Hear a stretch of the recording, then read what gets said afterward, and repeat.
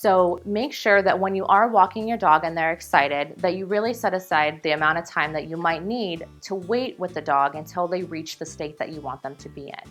So if you have a dog that's jumping and really excitable when you go to the door, simply ask them to sit. And I know it may sound like a lot of work if your dog is jumping and all that kind of stuff. Just reach down and go ahead and push the dog into a sit position as many times as needed for them to understand.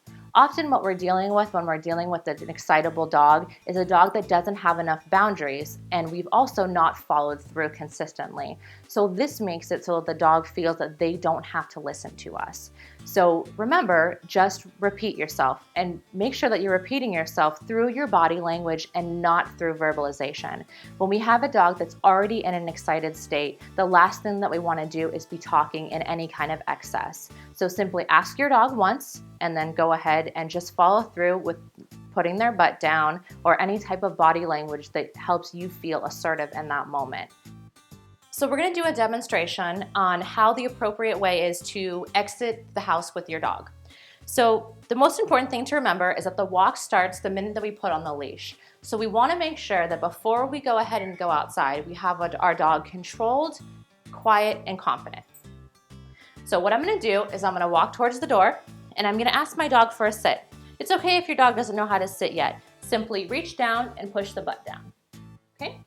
So now since I have Lucy calm and I have her attentive to me, what I'm going to do is I'm going to go ahead and I'm going to open the door. And don't be worried if your dog gets up the first couple times. That's normal. They don't know what's going on.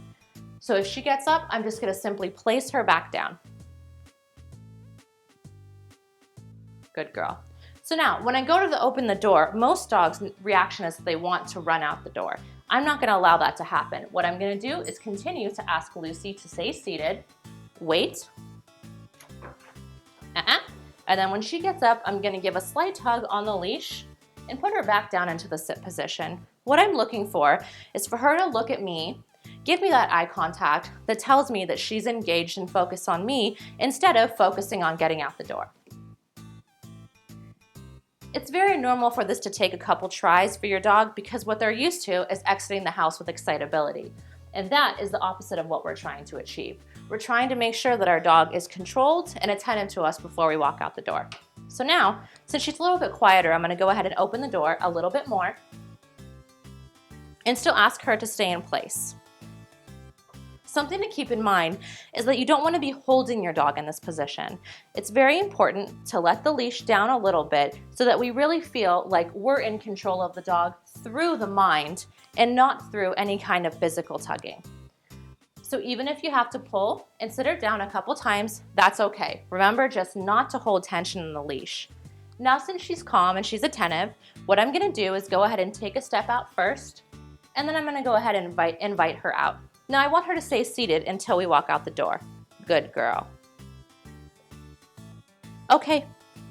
Good job, Lucy. Stop. Good girl. When we exit the house with our dog this way, we have a lot more control in the beginning of the walk, which means that if we do encounter another dog, we can use one of the exercises that we've learned to redirect the dog's attention to us.